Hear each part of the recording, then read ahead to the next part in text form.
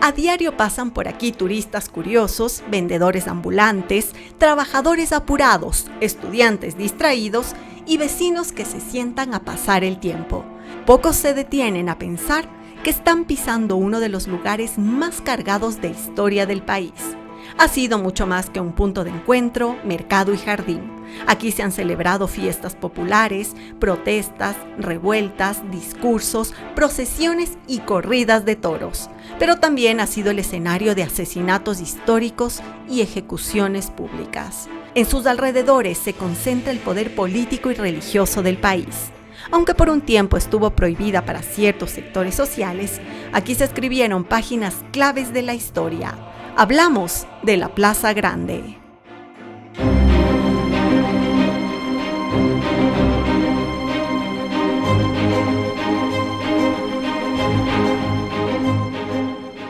El pulso de todo un país se siente sobre la piedra.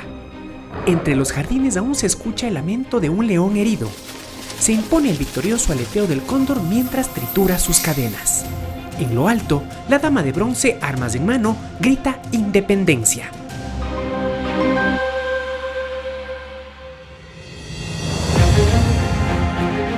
Esta es la Plaza Mayor, el centro político, geográfico y popular de Quito y a momentos de todo el país.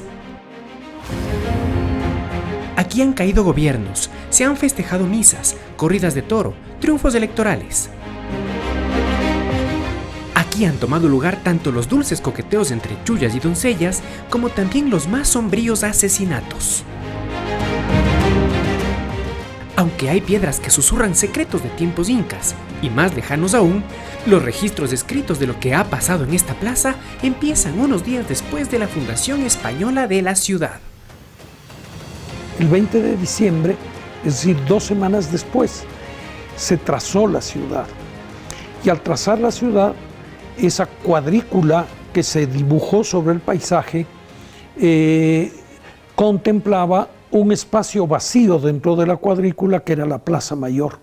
Plaza que estaba en el lado sur del asentamiento, junto a la gran quebrada de Sanguña que bajando desde el Tejar dividía la población española recién fundada de la población indígena que estaba al otro lado de la quebrada, hacia la zona de San Francisco y San Roque. Ahora, el concepto de Plaza Mayor es el concepto de todas las ciudades españolas que tenían una plaza donde estaba el poder. Y por eso la plaza se llama así, Plaza Mayor, no por su tamaño. Nosotros hemos cambiado ese nombre a un nombre mucho menos solemne, ¿no es cierto?, que los quiteños le llamamos Plaza Grande. Y es en efecto más grande que la Plaza de San Francisco, aunque parezca lo contrario, pero si uno mide la Plaza Mayor es de mayor superficie que la Plaza de San Francisco. Y se fueron instalando ahí primero la iglesia, la primera iglesia de Quito estuvo ahí, no es el Belén. También se va a instalar el Cabildo, que es el poder de la ciudad. Más tarde, cuando se crea la Audiencia de Quito, se buscará la plaza como lugar de la audiencia y más tarde el Palacio del Obispo. Entonces así se conforma el poder alrededor de la plaza.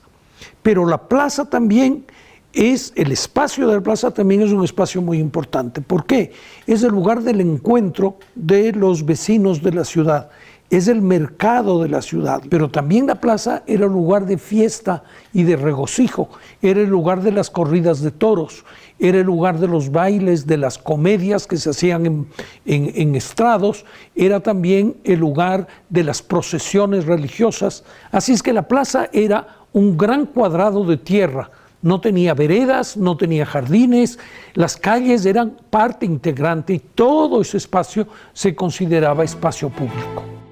En sus primeros años, la rebautizada San Francisco de Quito creció muy lentamente y hacia 1560 se instaló en la plaza una pila de agua, importantísima para la vida de la villa y que sería la única testigo de cómo los edificios a su alrededor iban cambiando de a poco.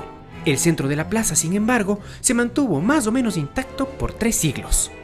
En 1561 se va a comenzar la construcción de la catedral, derrocando esta vieja iglesia, que ya tenía 30 años, se derroca esta iglesia y se hace una iglesia más grande y suntuosa para que esté en concordancia con la categoría del obispado que se había fundado. Luego el municipio, que antes tenía una casa muy modesta de una sola planta con cubierta de paja, podrá construir una casa un poco mejor. Y luego se instalará ahí la audiencia, y la audiencia construirá un edificio a la larga en el siglo XVIII en todo el frente del lado occidental de la plaza. Pero no es el palacio que vemos ahora. El palacio que vemos ahora es una construcción del año 1960. Está construido en hormigón armado y equivocadamente le llamamos Palacio de Carondelet. En ese edificio no actuó Carondelet. Ese edificio, construido en época de Juan José Flores, en 1843, y con una serie de intervenciones a lo largo de los 150 años de la vida republicana posteriores, ha llegado a nosotros, pero con una serie de cambios, construcciones y adiciones, tanto que en 1960 se construyó el tercer y el cuarto piso para residencia presidencial, que antes no existía. Aquí fue macheteado y asesinado Gabriel García Moreno. El cuerpo de Eloy Alfaro también pasó por aquí arrastrado en su camino hacia la hoguera. Y un siglo antes, el conde Ruiz de Castilla, responsable de la matanza del 2 de agosto de 1810, también fue arrastrado desde el Tejar y abandonado en esta plaza. Dicho de otra manera, desde aquel tiempo este ha sido el lugar de escarmiento público y a veces macabro. Muchas veces en la época de la colonia, las ejecuciones de delincuentes se hacían en la plaza y que muchas veces se exhibían en la picota o en postes clavados en la plaza, se exhibían la cabeza de los ajusticiados. Eso ocurrió con la cabeza de Juan Salinas, que después de muerto el 2 de agosto de 1810, su cabeza fue exhibida en una pica en la Plaza Mayor frente a la casa donde vivía su esposa y donde había sido su residencia.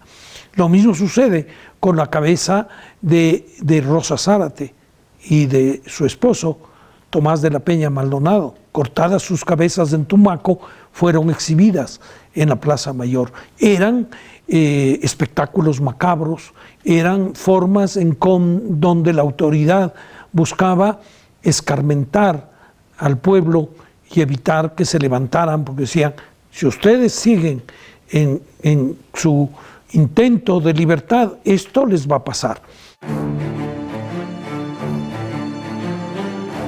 Sin embargo, la lucha siguió y llegó la independencia en el siglo XIX. Ahora bien, la plaza no cambió de inmediato acorde a los nuevos tiempos. Hubo que esperar hasta 2 años muy específicos para que cambiara radicalmente: 1862 y 1888.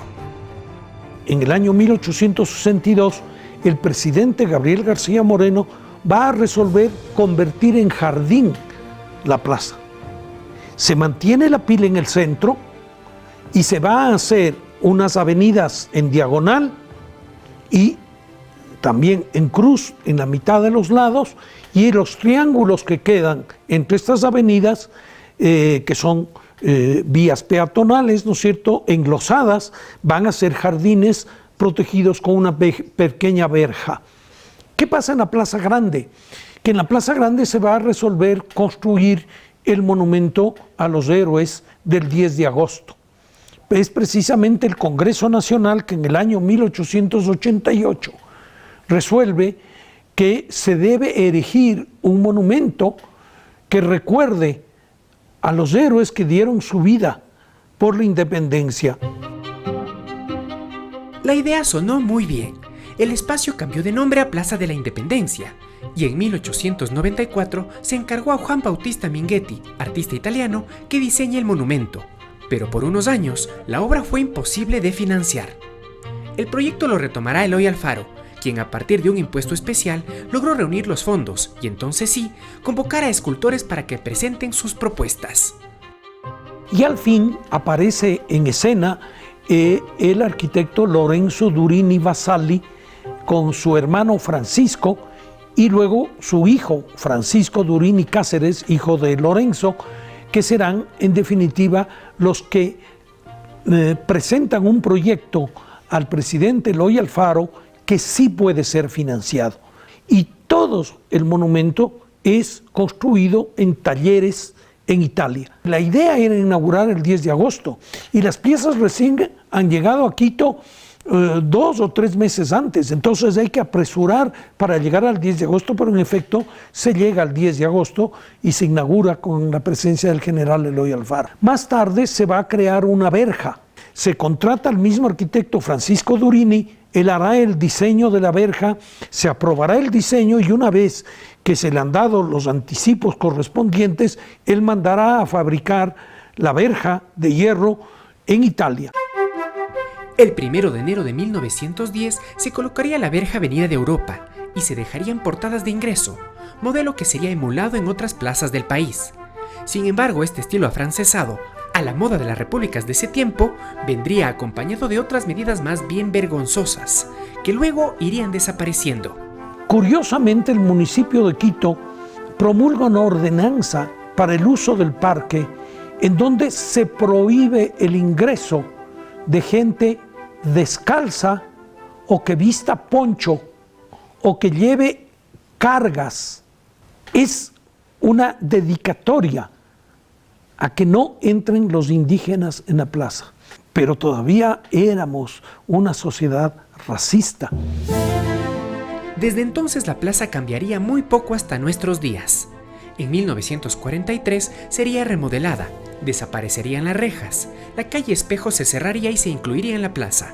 La Dama de la Libertad recibiría unos balazos que dejaron huellas en su cuerpo, pero que hasta ahora no se han podido datar exactamente. Eso sí, su importancia en la vida política y social del Ecuador sigue intacta. Quizá evidencia de eso es la mirada de la Dama de Bronce, vigilante a las acciones u omisiones de las autoridades, del pueblo y sus manifestaciones de alegría y reclamo, y también de la plaza, el epicentro del poder, su lugar en la mitad del mundo.